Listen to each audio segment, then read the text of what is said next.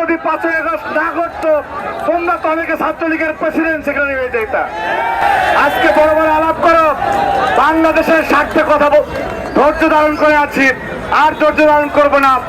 আশা করি মাইকের আওয়াজ সম্মানিত নির্বাচন কমিশনে আপনারা শুনতেছেন।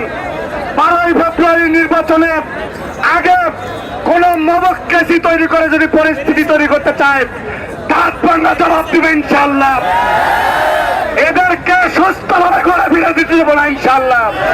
আমরা কোন মবক্কেসি করি না, মবক্কেসির প্রশ্রয় দেই না, মবক্কেসি করতে চাই না, আবার মবক্কেসি সহ্য করবো না ইনশাআল্লাহ।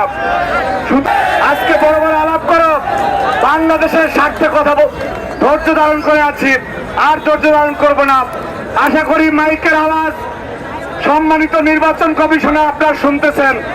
12ই ফেব্রুয়ারি নির্বাচনে আগে কোন মবক্কেসি তৈরি করে যদি পরিস্থিতি তৈরি করতে চায়, দাঁত ভাঙা জবাব দিবে ইনশাআল্লাহ।